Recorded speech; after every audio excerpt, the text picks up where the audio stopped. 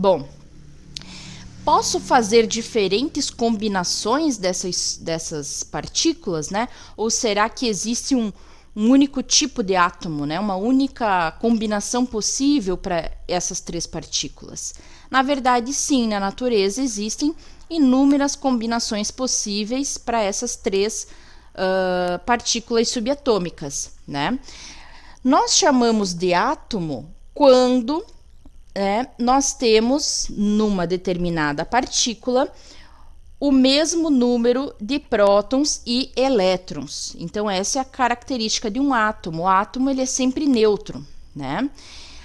Aí vocês podem me perguntar, mas prof, eu poderia ter uma partícula, digamos, né, que esse número de prótons e elétrons é diferente? Posso, mas aí eu não chamo de átomo, eu chamo de íon, né? Então, o íon, ele seria um tipo de partícula onde eu tenho esse desequilíbrio de cargas. Ou eu tenho mais prótons, né? Ou eu tenho mais elétrons, certo? No caso de eu ter mais prótons, obviamente, né, esse íon vai ter uma carga positiva, né? Porque eu tenho mais elementos positivos. E aí eu chamo de cátion. Caso eu tenha um maior número de elétrons nessa partícula, eu vou chamar ela de ânion, né? Ok, então, átomo, sempre que eu falar isso, neutro, certo?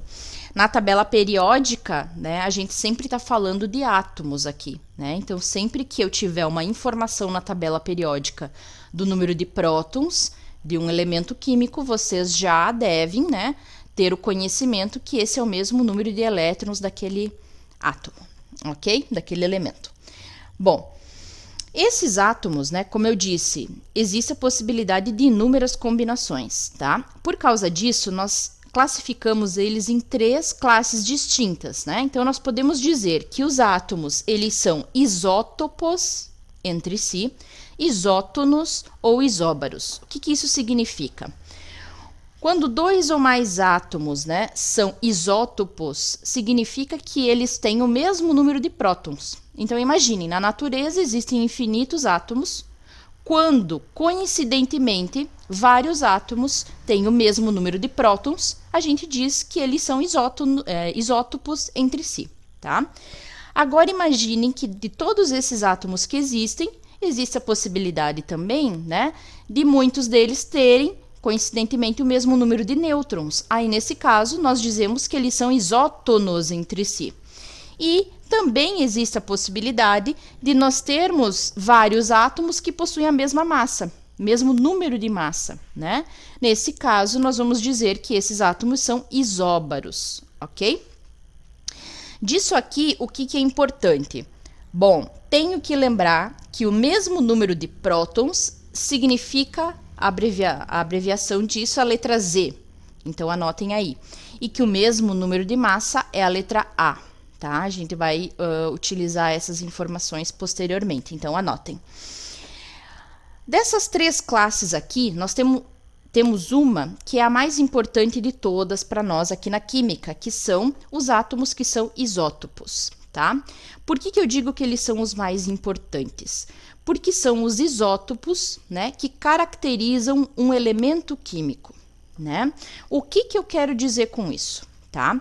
Quando vocês têm a tabela periódica, vocês têm aqui 118 atualmente, né? Elementos químicos diferentes, tá? Vamos supor o átomo de hidrogênio, que é o primeirinho aqui, tá? Será que existe somente um tipo de hidrogênio, né? Ou como que eles fazem para dizer, olha, esse átomo fulano aqui, ele é um hidrogênio? Tá? Então, sempre vai ser olhado o número de prótons que aquele átomo tem. Se os prótons coincidem, eu digo que ele é de um mesmo elemento. Né? Por quê? Porque foi observado, né, através dos experimentos, que é esse número de prótons que principalmente, né, dá as características específicas que um elemento químico tem. Tá? Justamente, né, porque os prótons equivalem aos elétrons, né? Então, essas interações entre os dois aí é que geram as propriedades ou as características de cada elemento, tá?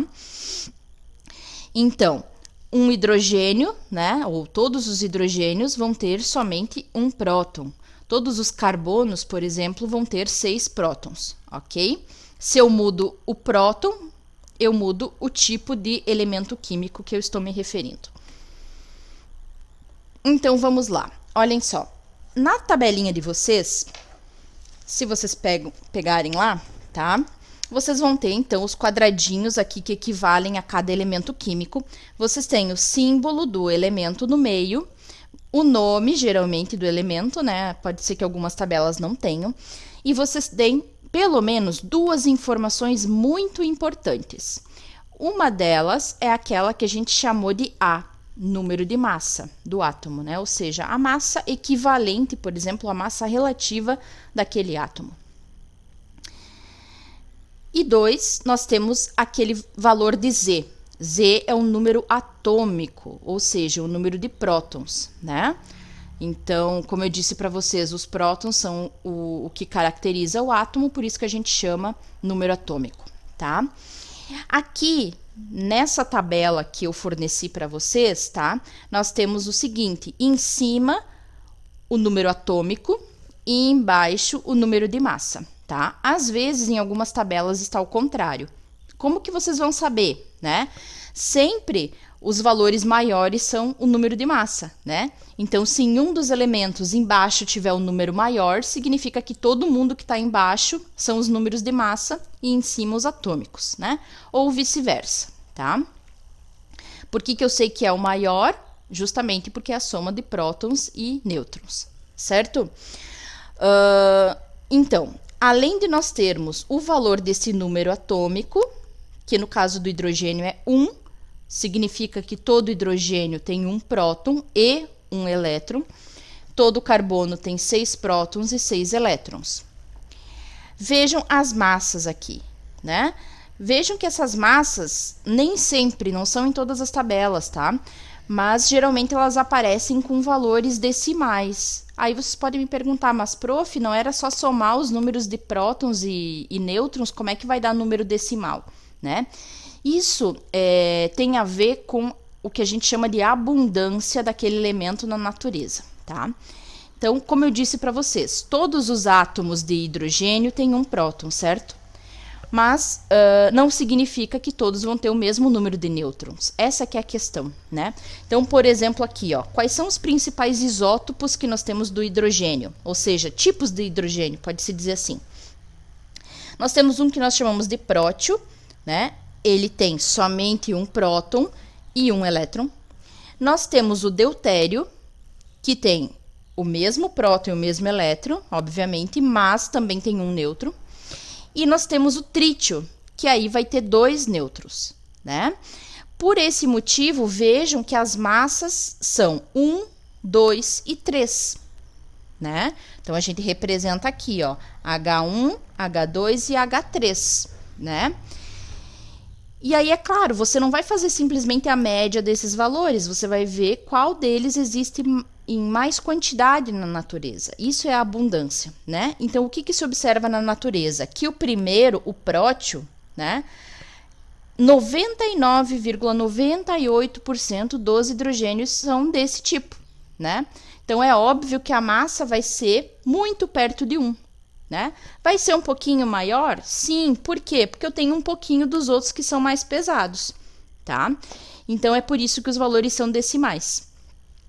No caso aqui do carbono, ó, é 12,011. Então, do carbono existe desde o carbono 8 até o carbono 24, mais ou menos. Existem vários carbonos, né? Com um número aí de nêutrons diferentes, tá? Mas todos com o mesmo número de prótons. Quais são os principais? O carbono 12, então que tem mais abundância na natureza.